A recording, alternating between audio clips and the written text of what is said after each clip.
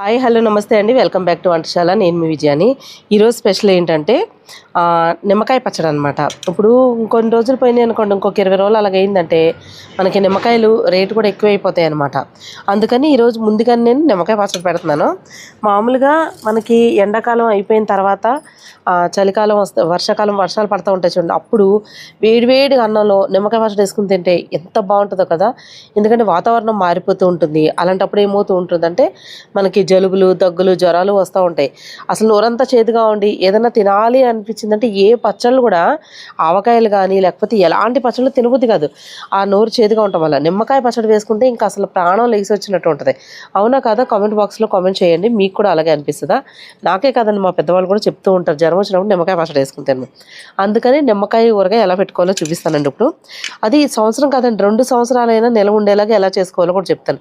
3 సంవత్సరాల నుంచి కూడా మా ఫ్రిడ్జ్లో అలాగే ఉందండి ఫ్రెష్గా. ఇంకా ఇదిగోండి నిమ్మకాయలు అయితే ఇక్కడ తీసుకున్నానండి. అయితే ఇవి ఊరి నుంచి అక్క పంపించింది నిమ్మకాయలు.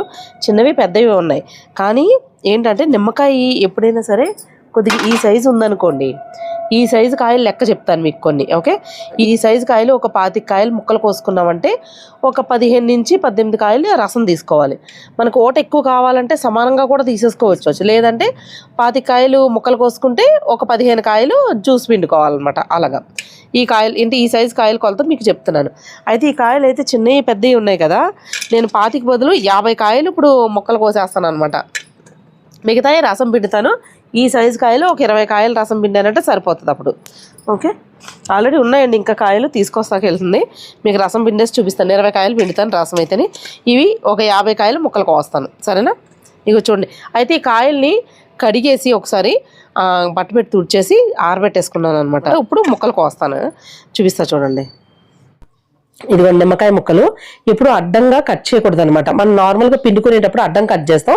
ఇవి పొడవుగా కట్ చేయాలి. ఇలా చూడండి, 4 ముక్కలు కట్ చేస్తున్నానండి. చిన్న కాయ కాబట్టి, పెద్ద కాయ అయితే మీరు ఇలా 4 చేసుకుని తర్వాత మధ్యలోకి అడ్డం కట్ చేసుకోవాలి. అప్పుడు ఈ గింజలు చాకుతోటి కొద్దిగా తీసేసుకుంటే సరిపోతుంది. ఇవి చూడండి, బాగా పెద్ద కాయ అయితే మాత్రం అడ్డ కట్ చేసుకోండి. ఇవి నేను మొత్తం 50 కాయలు కట్ చేస్తున్నాను. అంటే మనకి కరెక్ట్ పెద్ద కాయ అయితే కనుక 25 కాయల కింద లెక్క అనమాట. నేను మీకు 25 కాయల కింద కొలత చెప్తున్నాను చూడండి. ఓకేనా? ఈ గింజలన్నీ మొత్తం ఉంటే సైడ్కి తీసేసుకోండి, మొత్తం అన్ని పాడేయండి. ఈ 25 కాయలు నిమ్మకాయలకి 15 నుంచి 18 కాయలు జ్యూస్ పిండుకోవాలి. పెద్ద కాయ చూడండి. ఇదిగో రసం అయితే ఎంత బాగా వచ్చినాయండి. అసలు చాలా జ్యూస్ ఉందన్నమాట పెద్ద కాయల్లోను. అందుకే నేను మీకు ఈ కొలత ఇలా చెప్పాను, మీరు కన్ఫ్యూజ్ అవ్వకండి. ఆ నిమ్మకాయల్లోనూ చిన్నకాయ కాబట్టి 50 కాయలు పిండాను, పెద్ద కాయ అయితే కరెక్ట్గా 25 కాయలు కొలత అనమాట. ఇలా పిండేసుకున్న తర్వాత ఇక్కడ నేను ఒక గ్లాసు ఉప్పు వేస్తున్నానండి. 200 గ్రాములు ఉప్పు పడుతుంది నిమ్మకాయలు. అంటే 25 కాయలు నిమ్మకాయలు ముక్కలకి ఒక 15 నుంచి 18 కాయలు జ్యూస్ పిండుకున్న దానికి ఒక 200 గ్రాములు ఉప్పు పడుతుంది. ఓకే, అలాగా ఒక స్పూను పసుపు వేసి బాగా కలిపేసుకుని ఒక జాడీలో కానీ సీసాలో కానీ ఇవి పెట్టేసుకోవాలన్నమాట. ఇవి తర్వాత జ్యూస్ పిండుకున్నది కూడా వేసుకోవాలి. మనం ఒకటేసారి కలిపేసుకుని కూడా వేసుకోవచ్చు. నేను ఊరికే లేయర్ కింద వేస్తున్నాను అనమాట. ఏమంటే ఉప్పు సరిపోకపోతే మాత్రం బూజు వచ్చేస్తుంది ఇది. ఎందుకంటే ఇలాగే కలిపేసుకుని మనం 2-3 సంవత్సరాలైనా ఉంటుందండి. బయట పెట్టేసుకుంటే సంవత్సరం కూడా పైనే ఉంటుంది. ఈ మధ్య నేను ఫ్రిడ్జ్లోనే పెడుతున్నాను కాబట్టి నాది ఆల్రెడీ 2 సంవత్సరాల క్రితం కూడా ఇంకా ఉంది, కొద్దిగా పచ్చడి ఉంది. ఇక చూడండి, ఇలా కలిపేసుకుని చక్కగా మూత పెట్టేసుకుని ఒక 5 రోజులు ఊరనివ్వాలి. మనం రోజు మధ్యలో ఒక్కొక్కసారి రోజు విడిసి రోజు కానీ ఒక్కొక్కసారి కలుపుకోవాలి. ఎందుకంటే ఉప్పు క్వాంటిటీ అంతా కిందకి వెళ్ళిపోద్ది కదా జ్యూస్లోకి, ఎక్కడ బూజు అది రాకుండా చక్కగా ఊరే వరకు కలుపుకోవాలన్నమాట.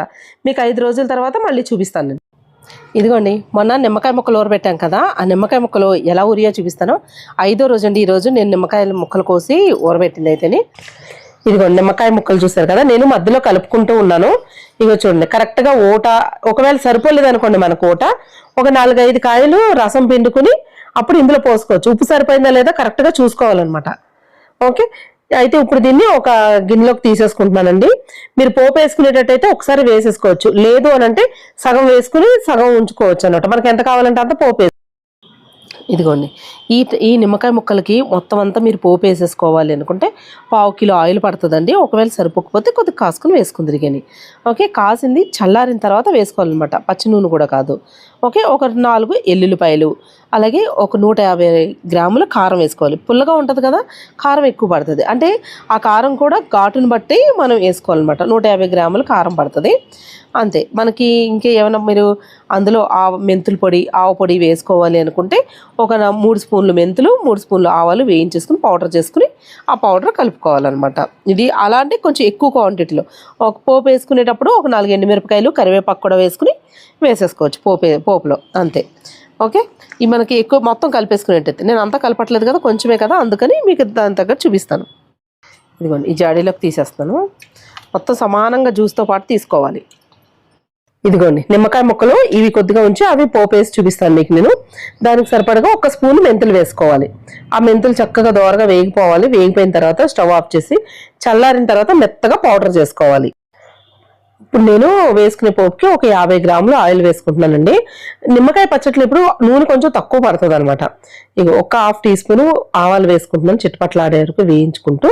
అలాగే వెల్లుల్లిపాయలు, ఒక ఎల్లుల్లిపాయ పొట్టు తీసేసి ఒక 4 ఎండుమిరపకాయలు ఇలాగ పోపు వేసేసుకుని కొంచెం కరివేపాకు కూడా వేసుకుని, కావాలంటే ఇంగు కూడా వేసుకోవచ్చు. నేను ఇందులో ఇంగు యాడ్ చేయట్లేదండి. ఇదిగోండి పోపు వేగిపోతుంది కదా, స్టవ్ ఆఫ్ చేసేసి చల్లారిపోవాలన్నమాట మొత్తం ఆయిల్ అంతాను. ఇదిగోండి మెంతులు బాగా చక్కగా నూరేసుకున్నాం కదా, ఆ పౌడర్ వేస్తున్నాం. మెంతులు చాలా చలవ అనమాట. ఆవు పిండి అది వేడి కానీ మెంతులు చాలా చలవ చేస్తుంది. మనం వేసుకునేటప్పుడు అసలు పచ్చడికైతే భయపడక్కర్లేదు. ఓకే, కారం అండి. కారం అయితే ఇక్కడ నేను ఒక 50 నుంచి 60 గ్రాములు వేస్తాను. మీరు కారం తినేదాన్ని బట్టి, ఎక్కువ ఘాటు లేదనమాట ఈ కారం, అందుకే ఒక 50 నుంచి 60 గ్రాములు వేసాను. మీకు కారం ఘాటు ఎక్కువగా ఉందంటే ఒక 40 గ్రాములు వేసుకోండి. చూసుకోండి, మనం అప్పుడు కలుపుకోవడమే కదా. ఒకవేళ సరిపోకపోతే అప్పుడే ఒక 1-2 స్పూన్లు కావాలంటే మళ్ళీ కలుపుకోవచ్చు. ఈ నూనె చల్లారిపోయింది కదా, ఈ పోపు అంతా ఇందులో వేసుకుని కలిపేస్తాం. ఇది అప్పటికప్పుడు తినేస్తాం కదా పచ్చడి మనం, అందుకని ఆయిల్ ఎక్కువ వేసుకొని అవసరం లేదనమాట. మనకి ఇందులో పెట్టుకోవాలి అన్నప్పుడు కొంచెం ఆయిల్ వేసుకోవాలి. ఉప్పు కానీ ఆయిల్ కానీ ఎక్కువ రోజులు ఉంటుంది అన్నప్పుడు పాడవకుండా ఉండాలంటే వేసుకోవాలన్నమాట. చూడండి, నిమ్మకాయ పులుపు వాసన నోట్లో నీళ్లు ఊరిపోతుంది అనమాట. పులుపు వాసన వస్తే మనకి ఎలా అనిపిస్తుంది, నోట్లో నీళ్లు ఊరిపోతాయి కదా, అది. ఇలా పోపు వేసేసుకుంటే ఏంటంటే ఎక్కువ రోజులు నిలవ ఉండదు. మరిని అంటే ఫ్రెష్గా ఉండదు, కొత్త పచ్చళ్ళలాగానే అంతే, ఏం పాడైపోదండి, కానీ ఫ్రెష్గా ఉండదని ఇలాగా అప్పటికప్పుడు మనకి ఎంత కావాలంత చూసుకుని పోపు వేసుకుంటాం. ఇలా చూడండి, ఇదైతే మనకి బయట ఉందంటే 1.5 సంవత్సరాల కూడా ఉంటుందండి.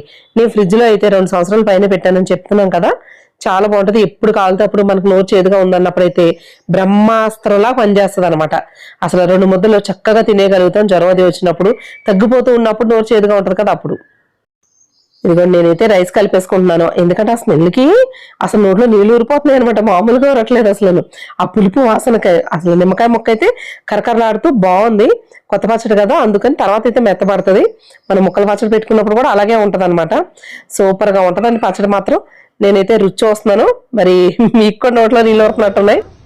కరకరలాడుతూ తెలుస్తుంది. ఇంకా కొంచెం ఉడితే మెత్తగా ఉంటుంది అనమాట, కానీ ఇప్పుడు కూడా బాగుంది.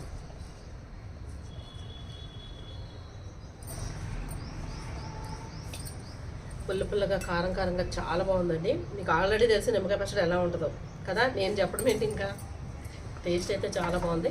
మీరు కూడా చేసుకోండి. నిమ్మకాయలు ఇప్పుడు కొంచెం తక్కువ రేటు ఉంటాయండి, ఇంకొక వారం 10 రోజులు అయితే చాలా రేటు పెరిగిపోతాయి. ఎందుకంటే ఎండలు బాగా ఉంటాయి కదా, అందుకు నిమ్మకాయలు ఎప్పుడు వచ్చినా సరే చక్కగా పెట్టేసుకోవచ్చు. ఈ రోజుల్లోనే పెట్టుకోవాలని ఏం లేదు, కాకపోతే రేటు ఎక్కువ ఉంటాయని తప్ప. వర్షాకాలం అయినా సరే ఎప్పుడైనా సరే కాయ ఎప్పుడు వస్తుందో అప్పుడు చక్కగా పెట్టేసుకుని మనం ఊరబెట్టేసుకోవచ్చు. ఎందుకంటే ఎండలో పెట్టే పని అనేది ఏం లేదు కదా, అందుకు.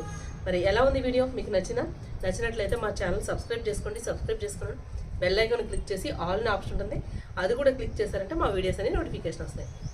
మరి ఇంకెంత ఆలస్యం, మళ్ళీ వచ్చే వీడియోలో ఒక మంచి రెసిపీతో పాటు మళ్ళీ కలుసుకుందామండి. అంతవరకు సెలవు, బాయ్ బాయ్.